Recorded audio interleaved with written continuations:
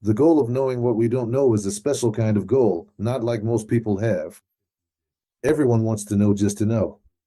We want to know what we don't know. Because the purpose of knowledge isn't knowledge itself. The purpose of knowledge is to connect with the one who gives knowledge. Anger, rage, harshness, envy, hatred, all these qualities arise when a person draws the light onto themselves, making efforts in spirituality as well. And they subjectively start to feel that they are entitled, that something is owed to them. This also happens to people who are engaged in spiritual work. The essence of true repentance is to leave the sin behind, meaning that this passion truly becomes disgusting to them, so that they no longer need to struggle against it, but so that his very heart recoils from it and doesn't want it. Because as long as this passion is still harbored in the heart, he hasn't truly left the sin behind. Only when the heart itself rejects it, that's what is called truly abandoning the sin. We sin every moment, and even the things we understand, we are unable to deal with. How did we forget the fear of sin? All our efforts to serve the Creator are only in outward actions, in excessive piety, just to be called righteous and upright. But how much humility and lowliness we see in the words of the holy sages, words that ignite hearts, and how far we are even from their passing thoughts. Yet a person is a part of the divine above, and it should have been, so that by nature he would hate everything that is hateful to the Creator himself. And what is hateful to the Creator himself? A state of separation, of selfishness, that is what does not exist in the Creator. As long as you are attached to passion, to honor, and to the desire for glory, all your work is not for the sake of heaven, but merely an outward appearance. This passion includes all other passions, and if a person has not yet corrected it, he hasn't even begun true spiritual work. The essence of repentance is to abandon the sin, and this doesn't just mean restraining yourself, but that the passion itself becomes repulsive in your heart.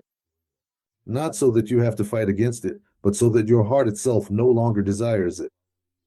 As long as this passion is still hidden in the heart, a person has not abandoned the sin.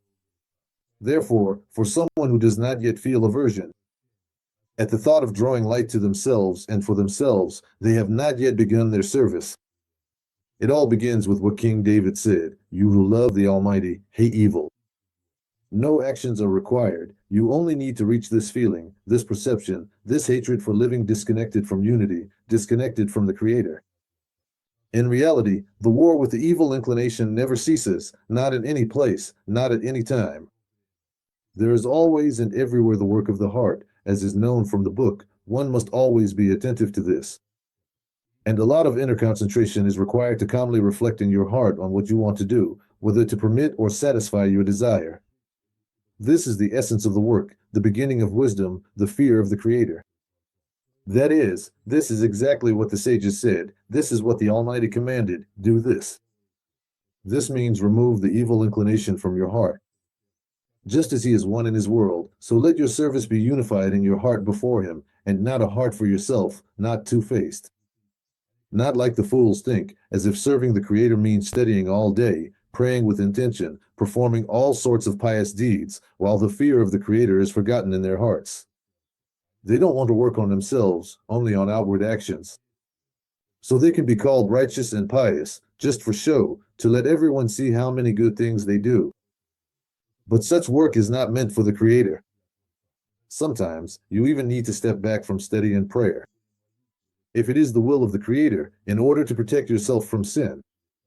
If they bring about pride, and then our work is truly not for Him. Because who can say, "I have purified my heart, I am free from sin"? Especially when it comes to bad character traits, since there is no end to this great war. That's what they meant when they said, "Remove this evil inclination from your heart." First, he must abandon evil, meaning it must truly become repulsive and hateful to his heart. Until that happens, even if he fasts and torments himself, it does nothing, because surely he will return to his old ways. What use are fasts if, whenever he wants, he repeats everything again? That's why the sages said, abandoning sin and repentance come first, because before a person can love truth and goodness, he must hate evil as much as death, because it is true death. And these two states cannot coexist. That's why it is said that it's impossible to enter through the same opening through which one exited. One must completely distance oneself from the former path toward the right side, the right quality of the heart. This must be done first and foremost in your own heart, not outwardly, nor through actions. As it is said in Proverbs, above all else, guard your heart, for from it flow the springs of life. Humility and great caution, constantly reflecting on what you truly want, what your real intention is. Because the evil inclination lies in wait at every moment, at every step, to throw a person into the pit with its temptations. There is not a single moment without a blow of pride, anger, malice, hardness, envy, hatred. The entire Torah. There is an egotistical heart and a righteous heart. It helps us look at what you are feeling, why you are doing all this, what your goal is, what your intention is. You need to look at what your intentions are, why you pray, why you study, what you want from all of this. It's as if we have said that there are two passionate lovers, a man and a woman, and all the intense passion of one for the other is solely to utilize the other, to ultimately bring profound pleasure to oneself. This is called passion that draws the light to oneself. Such people are called heartless by the Torah. It calls them carrion. Carrion. They use others for their own benefit. Imagine a man and a woman, there is love between them. And suddenly one says to the other, you know, all our relationship was only because I wanted to satisfy my own base desires. I did it only to please myself. I'm not interested in you at all. It's the same when a person behaves this way. He can act like this towards the Creator. All his passion is just to receive spiritual attainments for himself. Some benefits, blessings, pride from being smart, from being great, righteous, and so on and so forth. To hate evil doesn't mean to do something. It means to hate. What does that mean? When you feel even the slightest urge to get something for yourself in any form, whatever it is, health, money, respect, knowledge, anything you want, from the very beginning to the very end, you should feel a sense of disgust.